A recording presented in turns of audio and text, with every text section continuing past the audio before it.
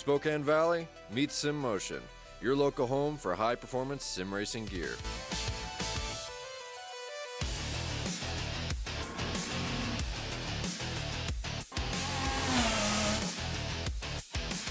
Budget setups from $300.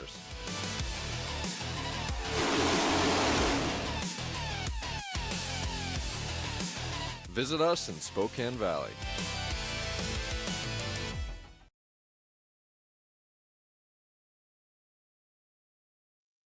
Streaming cyberspace into your place. Phoenix Raceway is the host venue for the Virtual Grip Network's Live as It Happens Round 11 coverage of the Sim Gaming Expo ISRA Open Wheeled Series Season 3. Glenn Campbell sings, "By the time I get to Phoenix, she'll be rising," knowing he's won this series' first two championships. And after watching him rule over the early part of this season, it's no surprise that fans were thinking, by the time we get to Phoenix, Kyle Clenworth will be well on the way to his third championship. But unknown to most everyone was that a simple road course with the blood red liquor and white crystal and salt potion that turned the oval dominating Dr. Clendy into the evil Mr. Hyde. That split personality, that road course ineptitude was Clendy's Achilles heel, and Matt Taylor is the Trojan prince that fired the arrow into Clendy's weak spot. With only this race and three more before the series crowns its third champion, with 3 wins and a 31-point lead in the points over Clenworth, Taylor seems comfortably on the way to the crown. But the bottles of talent-sapping road course serums are all empty, meaning only ovals are left on the schedule, with Keeps Clendy's championship flame still burning. From Glenn Campbell to Gothic novels to Greek mythology, it's hard to tell where this intro will go next. And that just mirrors how this season has played out. So pull the lever on the lazy boy and settle in for the unpredictable excitement of simulated IR-18 Dolaris on a 1-mile tri-oval in the desert. Hey, a warm Grand Canyon state. Hello and welcome. On this Wednesday, April 15th, Income Taxes Are Unconstitutional 2026. Jeremy Gridlock Scott joins yours truly, Bill Soupson, high up in the VGN press box to bring you our Words Eye View. Lowell Jewell turns the knobs and is pushing the sliders. Partner, what do you know? Well, I know the IRS ain't knocking on my door because I didn't say that, but either way, we'll go down that road. I love Phoenix. You know, I'm really excited to see how this turns out. We saw how good the IndyCar race was a couple of months ago from here. We'll see how good we have the field work their way around. It's 110 laps around Phoenix. So basically, you take a sprint course, and it's going to be even faster than that. Okay, looks like we go ahead and get through the grid right now. On the pole, it's going to be Matt Taylor. Outside of him, David Serra with 2 wins. Let's make it quick. Christopher and Alex Guillaume make up row 2. And Richie Hearn and Hugo Galles in row 3. Jim Herrick, Craig Forsyth, row 4. He's sitting second in the points. Kyle Clenworth down there in 9th with Mason Mitchell in 10th. And bring up the rear, Gary Laverne, Mike Rigney. Soup, it's all you. There we go. We got through the whole intro. We get our VGN commentators bonus for getting all the work done before we go green. Gather up the chickens, take cover behind the cows. The horses are out of the barn. And it's your point leader, Matt Taylor, leading the stampede down into the first sandy corner. Christopher in second, rounding out your top 5. French-Canadian David Serra with Alex Guillaume, another Canadian right behind him. We have a pass for second. And going in 5th place is Richie Hearn. Meanwhile, side by side, Serra. The inside line does not work. Outside line prevails for Stouffer. Well, of course, Kyle Clenworth up 3 spots. He's going to make it 4, possibly 5. Indeed, he's just going to go on 4 decides to stick in behind his teammate of Richie, not his teammate, but sticking behind Richie Hearn and stays behind Guillaume. So he misses that 1 spot, but he's going to try and go high, wide, and handsome. Easy to do here on the start suit, but not going to be so easy later on. So Clendy got to get as many points as positions he can get. He's back on an oval. He'll like that. A lot of latecomers here to the grid. Not sure how many people put in practice. There might be a little bit of a learning curve going on in the early part of this race. Gary Laverne was making an attack there on Jim Herrick. Herrick going underneath Craig Forsythe. Forsythe, another latecomer. So look for some of these guys like Clensworth and Forsythe to be more competitive later on. We think it's a two-stop race tonight, right, partner? Yeah, I think it's going to be a two-stop race. Laps 40 and 80 about that time. That's when you're going to see everybody come into the pits. But either way, with there being 12 cars out there, a little bit of rush by Forsythe there, I don't think we're going to see as much saving as we normally do on some of these races, as Gallia has fallen back just a little bit. Battle for the second place, so heats up as you see Syrah trying to hold off. Actually, the third place is Richie Hearn trying to get up there. Richie Hearn due for a win. Oh, might have got a little bit of the wall coming out of the final corner down the straightaway. Hearn working on the back of Syrah. Not taking long for Clendy to figure out what's going on. He's up to fifth, and he's closing in on the guys in fourth. Well, it's no surprise that Clendy doing so well. This is his bread and butter, as you said. Although there's a sizable gap between he and Matt Taylor, who Taylor, your winner last time at Echo Park. So one of the last short ovals. He's definitely going to be one to watch, as he's already opened up a decent-sized gap over Chris Stouffer. It's about second, separating them two. And I'm seeing a lot of cars trying to wipe all those tires as they work their way out of there. And of course, Gary Laverne into the pits with the meatball. Hearn had an incident as we watch Richie Hearn get under Syrah, and now we'll take a look at Gary. Ow! Big hit. Big hit, no caution, thankfully, so we're able to keep going, but did something that, drivers do all the time coming off turn 4. There's a quick start home, a little bit of a wiggle by Syrah. Actually, no, that was Richie Hearn who had that wiggle, so he lost a little bit of the right front, but he's got all over his attenuator. While we have a little bit of braking action, actually, no, it's way here as Clenworth dives to the inside of Hearn. He's got to get the position so far, and indeed, Clendy gets a third quite nicely. By the way, don't forget, Sim Gaming Expo returns to Chicagoland at the Schaumburg Convention Center September 18th through the 20th. Get your tickets now at simgamingexpo.com. Well done. They'll set the table for you now. We've lost Gary Laverne. Well, he's in the pits. He might come back out. Taylor out in front. Christopher running in second. That's how they've been going the whole race. The guy on the move at Clenworth, up 6 spots now, up into third with a bullet. Here's the thing, you got the Canadians right behind Richie Hearn. He's not letting them have it that easy, as Syrah and Guillaume sitting back in 5th and 6th. They've both fallen several spots, as now Syrah has the nose out front of Hearn. So move Syrah up to 4th. That's going to give Guillaume a chance to close in as well, and that's also going to bring in Hugo Galliaz here in just a little bit. You see the number 08. It's in Donned Blue this week, as Syrah, now Guillaume, goes high, wide, and handsome to get around Richie Hearn, dispatch him of the top 5. Having a lot of fun back there racing for 4th, 5th, and 6th as they swap that around.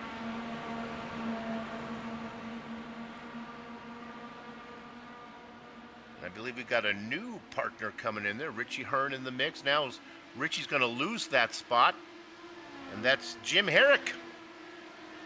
Welcome to the party.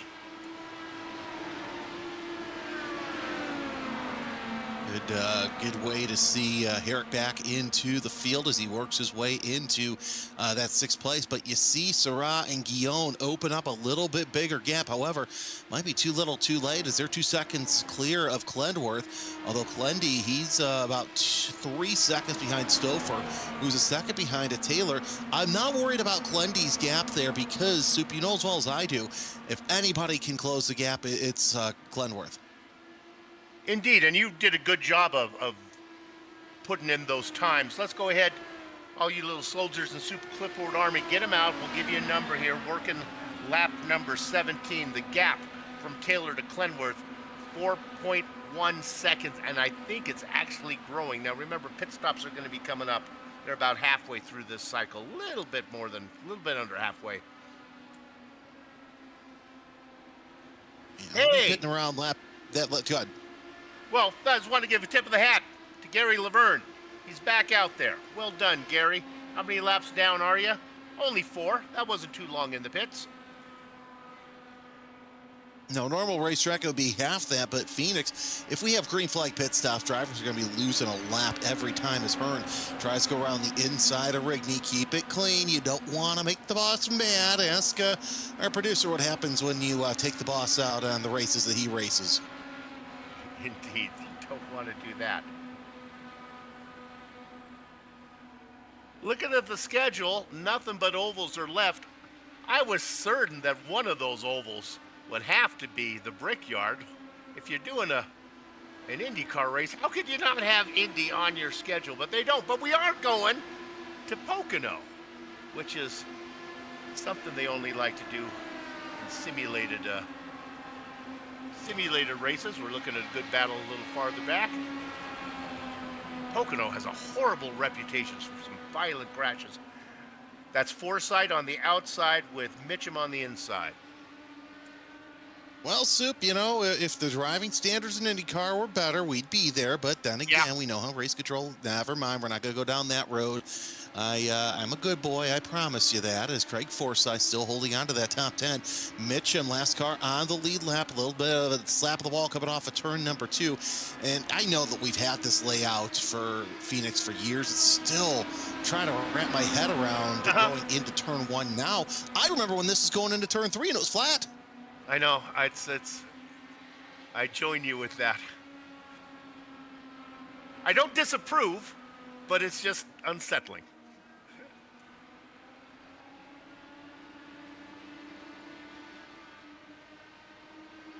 Best race on the track we're looking at right now, and that's Mitchum working underneath Forsythe.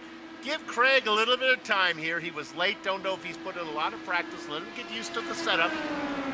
And watch for him to be effective a little later on. Him, basically last car out there right now. Take Gary Laverne out of the mix. Forsythe's better than that. Oh, yeah, Forsythe is one of those guys. Oh, a little bit of a whack in the wall. Mitchum gets as he's going to dive to the inside. Let Forsythe go around. And I am honestly surprised, Soup, about all the drivers who have basically white-walled those tires coming out of 2 and 4. You don't see that often with these guys, as now we really have a battle for the lead as Stouffer has closed in within 4/10 of a second of Matt Taylor. That's not something you see because as of now, Matt Taylor has led about 426 laps as he crosses the line now. And I apologize to my little army out there, boys and girls. We did the gap to. I wanted you to pay attention from Taylor to Clenworth because I really thought that was going to be the important gap. We just kind of left Stouffer off the page, but Chris is coming. Stouffer showing that he's got that oval prowess, as he's been a little jealous talking about Clundy as the oval master. Stouffer saying, hey, wait a second, let me be this oval master. Here's now 0.3 of a second separating the two of them, so one has to wonder if Taylor kind of got out front a little too early and is using up his equipment as he was trying to get away from the rest of the field. Yeah, they've got about 3.5 seconds to the good of Clundy. I can report that Mason Mitchum pancaked the wall incredibly hard. He had to bring the car down pit lane. He smacked it flush. He did a good job of not getting knocked it in. He's coming back out. I think he might have taken advantage of one of the faster pairs, one of the fresh cars you can get here. Usually Soup does not like the fast repairs, but when we have a small field like this. Look, it's Stouffer now. He's coming. And of course, they've got Craig Forsythe there coming up on here as Forsythe gets into turn 1. You see right there at the bottom of your screen how quickly he flashes by. And I find it interesting how the field, some of them are really loving that high line. The longer that we're running, past the lead as Stouffer goes to the inside of Taylor. And for the first time tonight, it's a new leader, Chris Stouffer, actually at the line. I'm sorry, that might have been Taylor by inches. I think it was, but now Stouffer has secured the position. And the cap back to Glendy, 3.3 seconds. seconds now. It was over 4. So he's coming.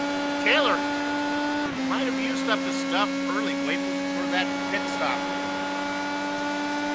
Here he's got himself. Well, let's see. We're going 110. 33 gets you to 100 and 3 more on there. How about a stop at 36? That's my guess. Oh. You know, if you want to reverse engineer, yeah, stop at 36 is absolutely smart. If I'm Matt Taylor, I'm going for the undercut. Why the heck not? I mean, heck, even Clendy, if he's smart enough, he goes for the undercut. We know how good he is at pit stops. Looks like Jim Herrick's going to bite on that as well as he's into the pits. Yeah, I think Herrick's is the first, what we'll call a scheduled stop. Mitchum and Laverne, of course, had issues. Mason Mitchum back out there. Good for him. Which, by the way, this is such a long pit lane, especially for a mile oval. And here's the thing, too. It took away part of the infield road course that they had. Herrick in and out in 8.1 seconds, so a good pit stop for him as he makes his way out onto the circuit. And yeah, like I mentioned, he's lost 2 laps already, and that's how long it's going to take for these green flag pit stops. So Stouffer beginning to run away with the gap now. Clendy is coming on Taylor's down to 2.6 seconds. The gap from Stouffer to Clenworth, though, he's closing on both of them. Kyle's coming, 3.1. So both Stouffer and Taylor are losing ground to Clenworth. And then you know, partner, always under the radar is the guy with the 2 wins on the road course is David Syrah. He's back there in 4th. Well, here's the thing. This is a track for Syrah because you can race this like a road course with technically 3 corners. I mean, there's still 4 corners around here, but if there's any oval we're going to see Syrah win it, it's going to be right here. Well, we're at lap 39, so my prediction for 36 was not there. Craig Forsyth now has been lapped, leaving us 8 on the lead lap. The last one, Mike Rigney in front of him. We'll see exactly how this plays out, but yeah, now the pit window, I think, is opened. I would not be surprised to see some drivers try and push it to lap 50 even.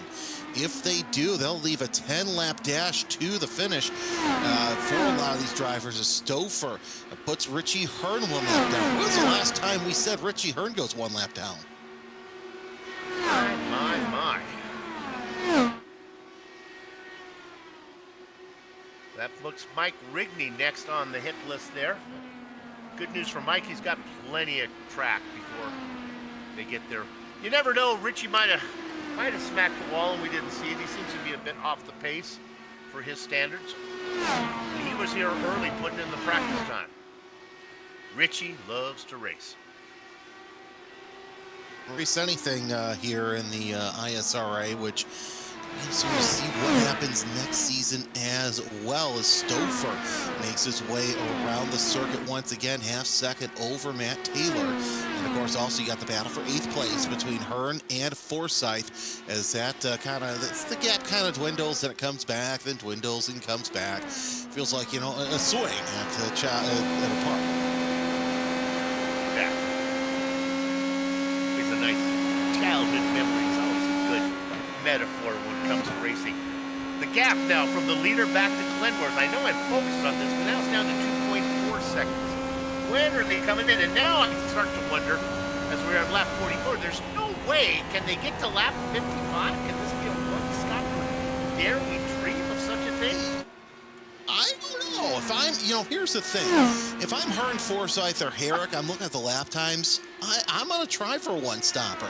We'll see what happens. We got 10 laps to go for that, so a one-stopper would be absolutely interesting strategy here at here at Phoenix. Again, 110 laps we're running around the 1 mile oval, and the way that these front runners are running, they're going to have to pit within the next 4 laps or so.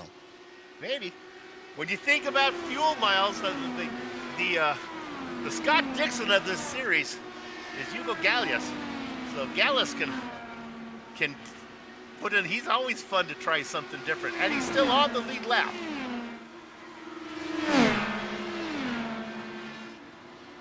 As I think that is another car going one more lap down. I believe that was Herrick in the 40, and Forsyth comes into the pits for his compulsory pit stop.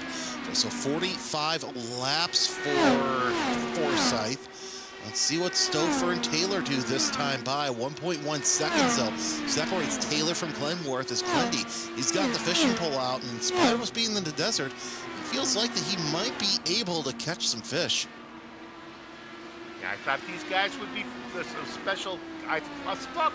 Speak, Soup, get words out. I thought that Glenworth would be better as the race went on. I expected a lot more out of Forsyth. Not there yet. Craig was so competitive early on. Was in the championship conversation. Working lap number 50 now is Stouffer. Listen, folks, we did the research. We talked to the series organizer before this thing started. He said, this is a two-stopper, right? He said, oh, yeah. That's what he told us. Well, here's my question. I wish that iRacing would show this more is how much of the hybrid system are these drivers using? That's going to be interesting to see here, but yeah, I'm surprised. 51, man, they're proving me wrong. So I guess I missed the day on special strategies from the Davey Hamilton School of Race Strategy, and I feel bad that I wasted my money on that day. Well, here's this. They can go 30 laps at Indy, and that's 2.5 miles. So that's, what is that? That's like 70 miles, right? 75 miles. So maybe we're only going 1 mile. Maybe we can go farther than we thought. I think it's a one-stopper now. I don't think anybody's going to come in until they get to the halfway mark. Lap 53 is Stouffer. They've been lying to me. The series organizers have been lying to me in this series and Lionheart since Hector was a pup. I'm not sure what he means, but my dad used to say. You know, it must be, you know, George probably throwing Rigney a bone or two, saying, hey, to run a series, you got to lie to Soup. As Richie Herrick gets a black flag again.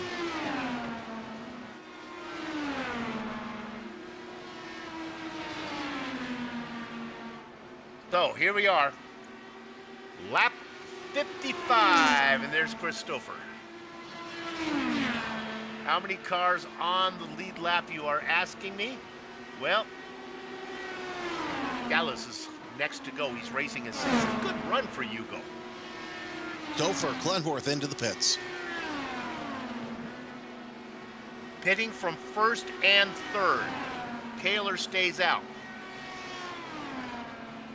Richie Hearn's in the pits as well, so quite an interesting mix into the pits this time by. We'll see if Taylor, Syrah, and Guillaume try for the overcut. Would not be surprised as all three of them head towards their pit box. Watching Stouffer get into it, hits it perfectly. Clendy also in a little farther back.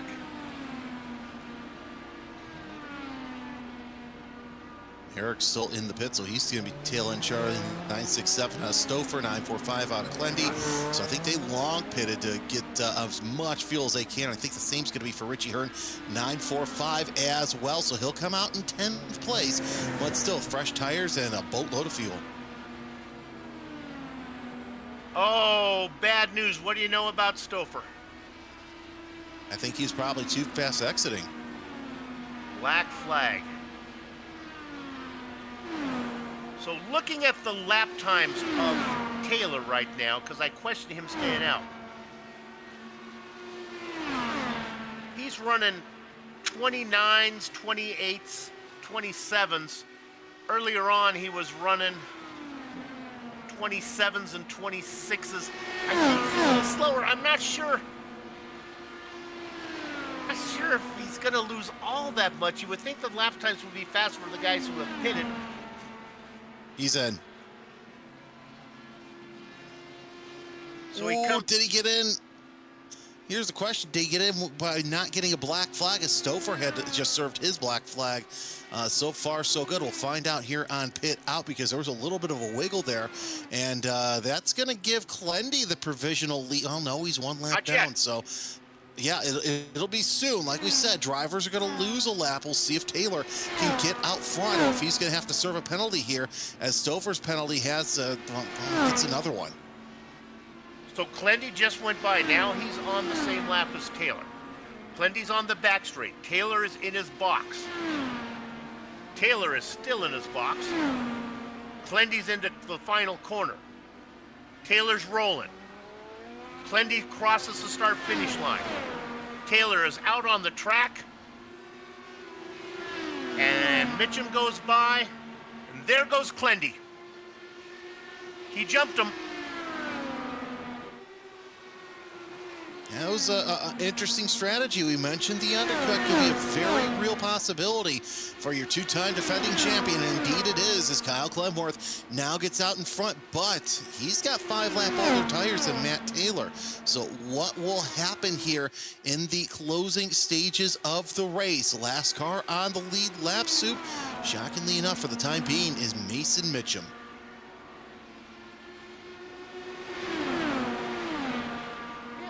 Well done from Mason. Although he has had a weird pit stop early, he's well out of cycle. I think he has going to have 2 more stops to go. I think Clenworth just put it in the. Oh, sorry, that was the lap car of Mitchum put it in the wall. So now, so much for him being on the lead lap. Mitchum now between Clendy and Taylor. Let's go ahead and ride on board with Matt Taylor and get a look here. He's got 2 cars in front of him. He's got to make quick work of Mitchum. And he does by the time we get on board. He's already got that. So now he's looking ahead. That's his target. 31-point gap in the points between him and Clemworth. So Clendy doing all he can. I wish I do so many series now. It's hard to keep up on bonus points. I really need to get a little look that I can help on. Laps led, Matt Taylor 36, Clenworth 4, 5 now. Don't remember if you get bonus points for most laps led. Funny you should mention that, so I actually have that in my one sheet.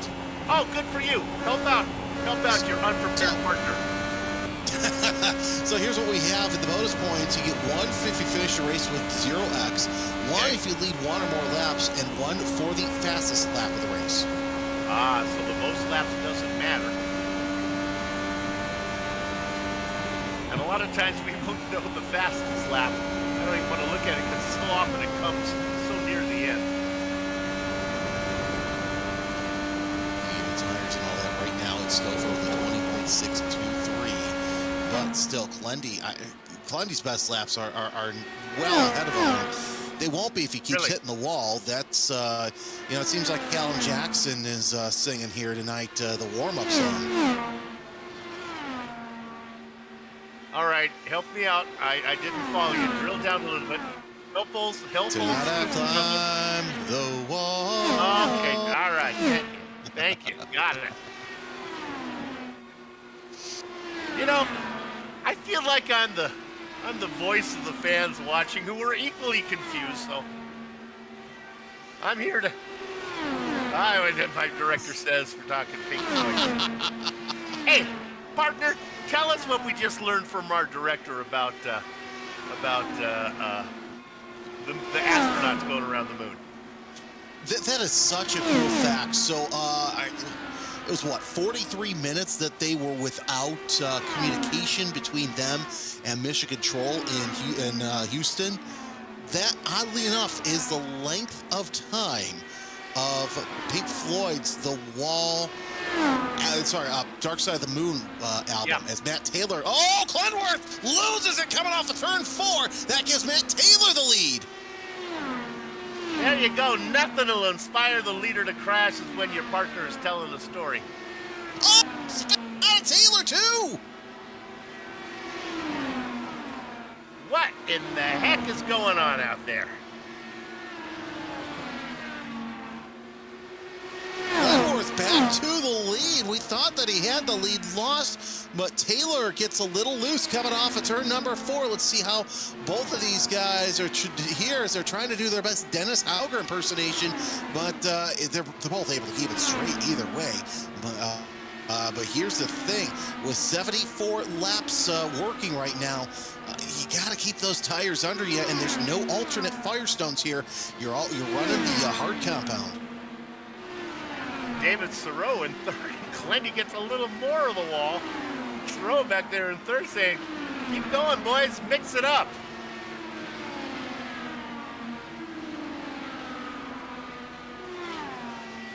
So the astronauts were on the dark side of the moon for 43 minutes, which is the exact length of time as the dark side. No.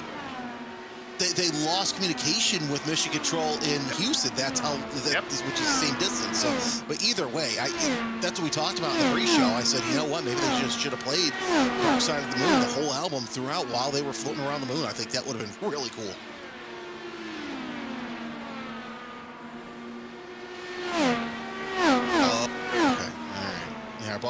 The boss man saying that they were on the dark side of the moon when they lost communication. I was thinking also when they lost communication once they got onto the Pacific Ocean, which, by the way, I've got to say this, Soup, it was really neat to watch the aircraft on my flight tracker app circle around where the landing zone was.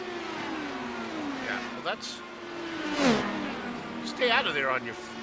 The government will come and get you, even if you're doing simulated. You don't want to be racing and flying around in that restricted area.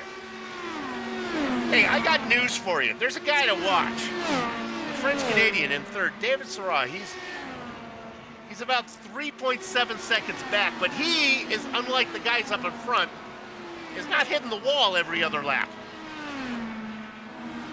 I mentioned this. This is one oval. If there's one oval race for Sarra to win, it's going to be right here, because you can race this thing like a road course. Not like you could, 15, 20 years ago, but still, it's short enough and challenging enough to where Sarra could use his road course prowess, or just let Clendy and Taylor go at each other again. And let's go ahead, give some screen time love, director. Let's go ahead and put it on Alex Guillon. He's in fourth, still on the lead lap. Having a great race. Then if you drop back a few, you got to go through a few cars because there's a bit of a cushion between them. Go back to Mike Rigney. This might be Mike's best race of the season. In fifth, still on the lead lap. At the tip of the hat, let's enjoy him while he's still on the lead lap. Hugo Gallas. Don't know how long he's going to stay on the lead lap. He's about 20 seconds behind the leaders. That means they're right behind him. Rigney has one top 5 already on this season, looking for 2. But yeah, great run out of Rigney, great run out of Gallas. As I just saw a slowdown penalty for Mitchum. That's kind of odd on the oval. Director, you know what? Maybe give the director, let him be live. He's coming up with some stuff here. Cut the dog leg is what we're hearing in our ears. That makes sense. Makes actually a lot of sense now. And if you're an animal lover, you really shouldn't be cutting the dog leg. I mean, you have 3, you might be able to balance. You do it twice, and a different story. Oh. Hey, if you were a dog, would you rather use your 2 hind legs or 2 front legs, or would you like to have the 2 side legs? If you have the 2 side legs, you can balance on one side and still run. Almost like the age-old question, how would a dog wear a pair of pants? There you go.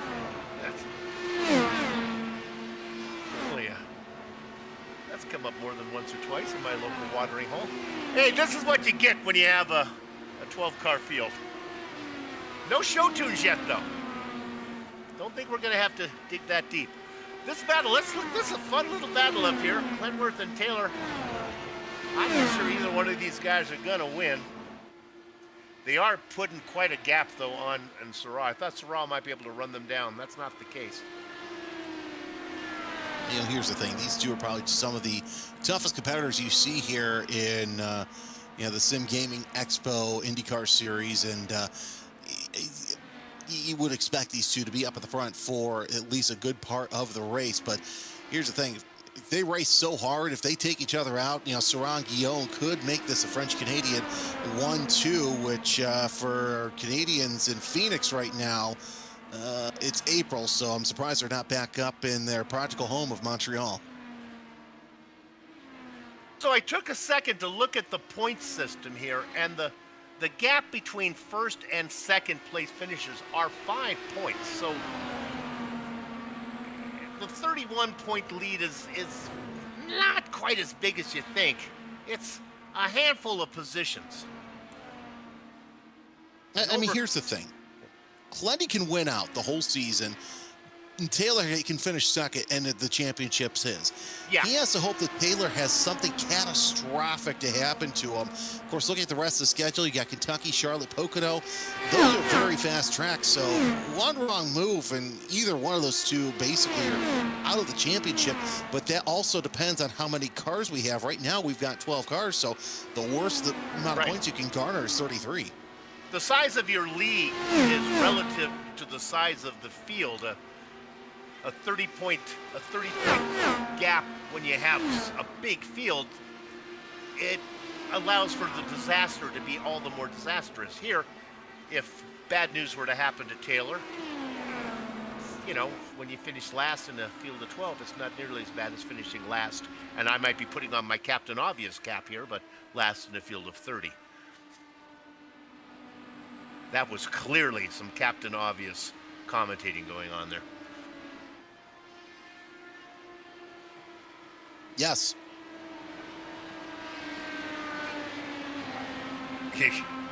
Mike Rigney hanging on to the lead lap. Come on, Mike. You get yourself a top 5, but a top 5 is all the more sweeter if you can finish on the lead lap. Rigney doing quite well for himself so far, just crossing the line. We've got about, 16 laps to go here. Sorry, 17 laps to go as Clendy comes across the line to start complete lap number 93. 0.4 of a second separate him and Matt Taylor as Taylor brushes the wall, so that's not going to help the fact that he's chasing him down right now. And that's exactly what Clendy wants to see in his side mirror. He wants to see a puff of smoke from that little white wall. And old Richie Horn down there in 8th. This is not the race we expected from him. Father Time catching up to Richie Hearn, perhaps. Or it could be Papa Starlink slowing him down a little bit. Who knows?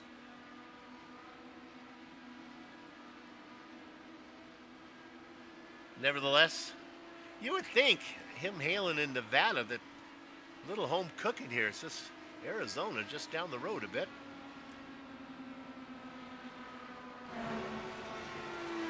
Well, how about a camera shot off the tail of our leader? And we can look at what Matt Taylor looks like. Wendy, there we go. Well, I can't see him because of the wing. That's a bad camera angle. Who put the camera there? That's pointless. All right. Actually, Soup, there's a point on the end of the wing inlet right there. There's several of them. 4 of them, actually. Going to be sustained. Well, some guy in charge of placing the cameras on the IndyCar needs to. We'll keep looking. All right, that's good. There we go. I like that one. Is that a real shot, or are we making this up now? Maybe that's on the roll bar. All those cameras to choose from. There you go. So the point is, spec you see back there just over the wing. That's Matt Taylor.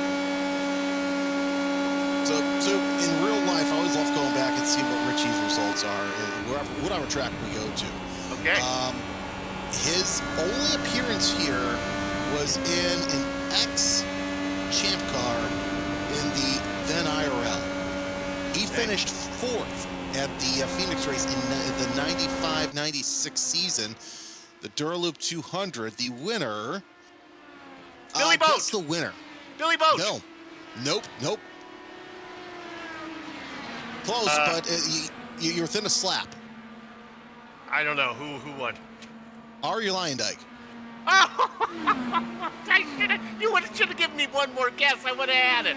Oh, I'm so sad I didn't take another guess. I would have impressed the viewers with that one. That's on Random Facts with Jeremy. Yeah.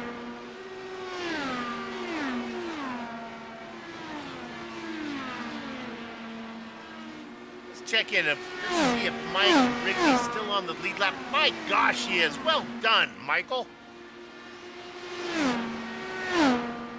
Coming across, they are working lap 104. Now, with apologies to the rest of the field, let's turn our attention up front.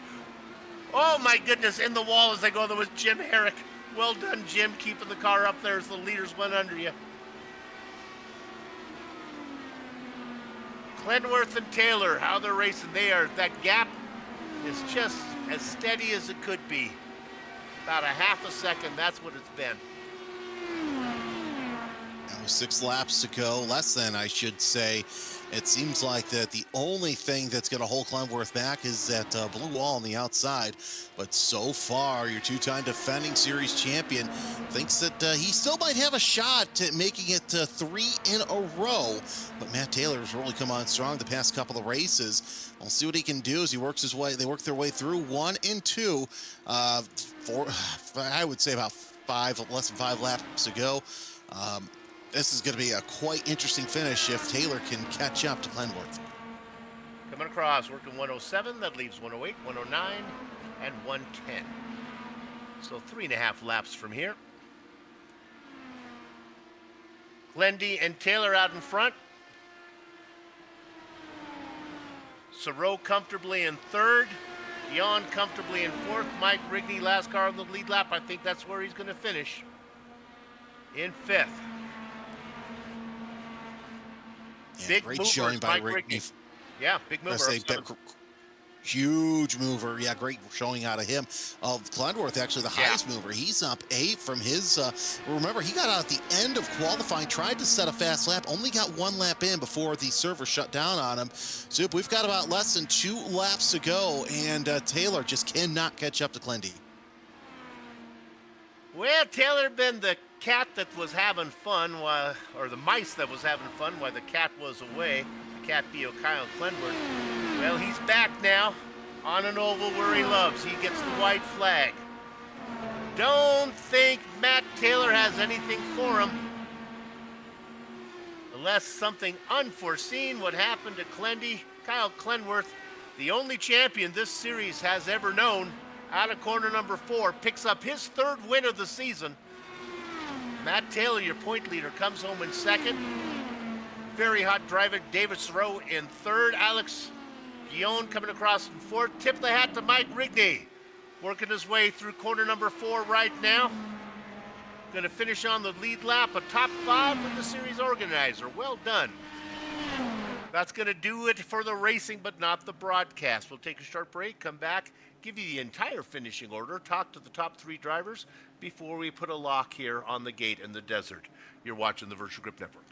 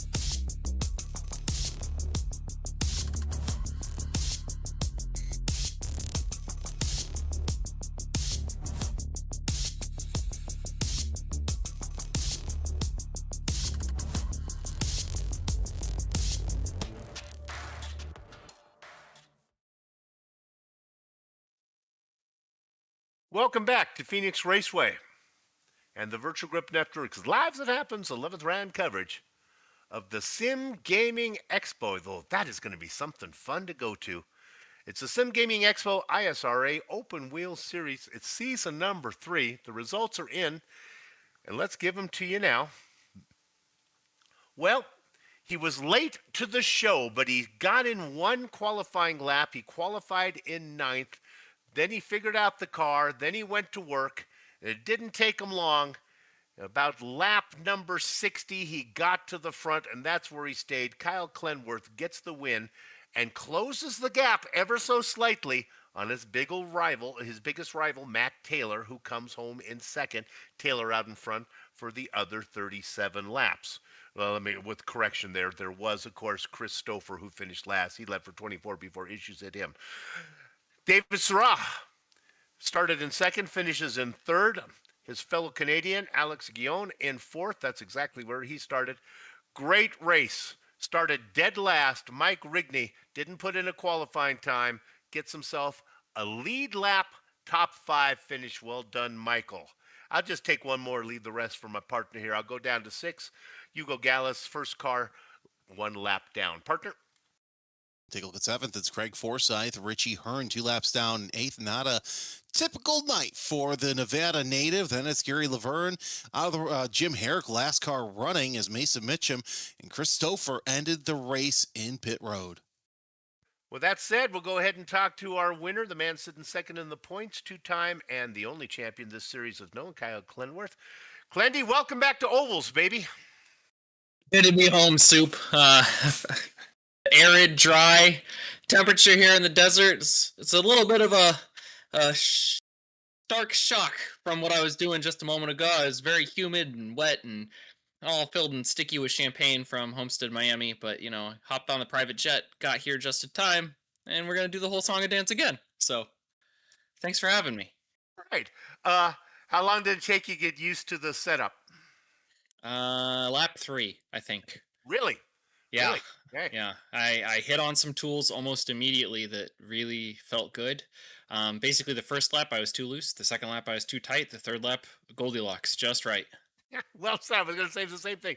Well, congratulations on the win. You need to keep racking them up to keep that championship streak going, but you still got a chance, man. Yeah, I would have bet money that I would have beaten Matt Taylor at Kansas and would have bet money that he would have beaten me here. So in my book, we're square. So I just have to win out and see where the chips fall, right? Like, I don't think Matt's had a bad race all season long. So if he wins the championship, he totally deserved it and couldn't have gone to a better driver. But I'm not dead yet. I'm not mathematically eliminated. And until I am, I'm going to drive my guts out to try to win this thing. Go 3 for 3. You got it. And the flip side of that is he's due for a bad race. Well done. We'll see you down the road. Thanks, Soup. Thanks for having me again. Kyle Clenworth, your winner, looking to get that 3rd championship. Partner, who you got? Bring out your dead. It's Matt Taylor. Has a little Monty Python joke there. Well, Matt, you still lead in the most laps led, but we saw you near the end smacking that wall just a little bit every once in a while. Was it a loose handling race car or what happened? No, just tight. I didn't realize it, but it turns out that the track is, at least in this setup, was completely one lane. I was running the bottom of 1 and 2, and running the wall was significantly faster, and I think probably better on the front tires.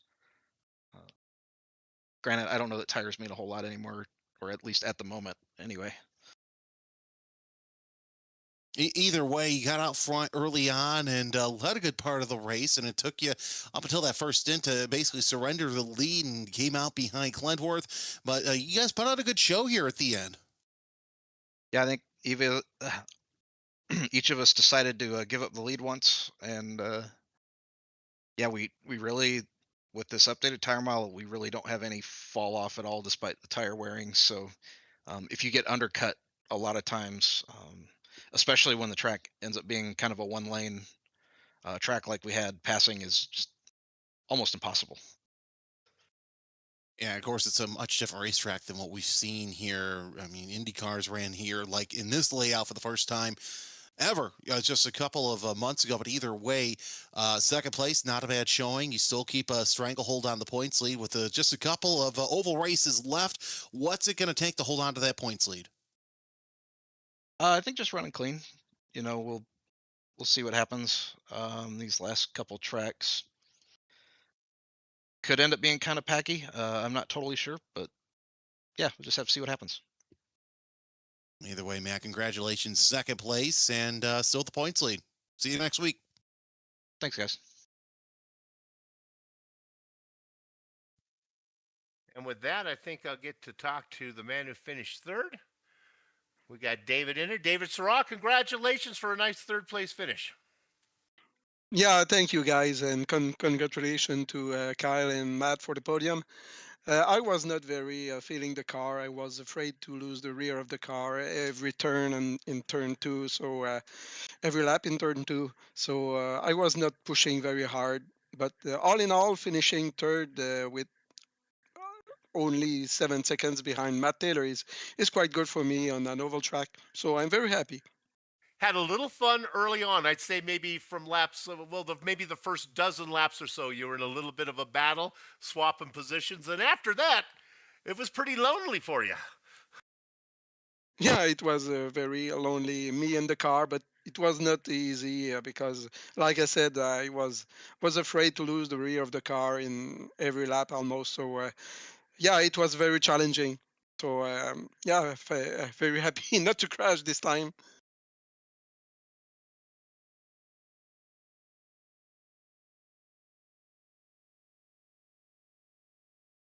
Having trouble. So they, they were, there was a chance either one of them was going to finish. I thought you might be able to vulture one, but congratulations. Nice third place oval for you is always nice. Thank you, and thanks to you for the thanks to you for the broadcast. See you next time. You got it. Well done. All right, partner. That's going to do it for the interview section. Let me turn it over to you because you're a professional. Get us out of here relatively professionally. Well, it's going to be the last time I'm going to do this for a little bit, so you pay attention, Soup. That's all I'm going to ask for. Okay. Kentucky Speedway on the schedule for Wednesday, 9:15 p.m. Eastern. That's when the ISRA IndyCars will be on track next. Let's see what we've got here. Oh, tomorrow, Skidder Creek Modified Series at New Hampshire Speedway and the Bush Talk Radio Super Late Model Series will be running upside down at Five Flag Speedway, right side up the neck on Saturday for the Late Model Series. Then you've got Gen 4 Yesteryear Scrambler Series, yes, and then iRock Yesteryear comes back Tuesday, May 12th. That's a fun series at Iowa Speedway. Thanks, everybody, for watching, and thanks for joining us. My name's Jeremy Scott, alongside Soupson. And, of course, you have the boss man, Lowell Jewell, pushing the knobs and turning the sliders here, making us sound oh so good on the Virtual Grip Network. Don't forget to keep it pointed forward, keep it between the ditches, and always keep it greasy side down. We'll see you next time on the Virtual Grip Network.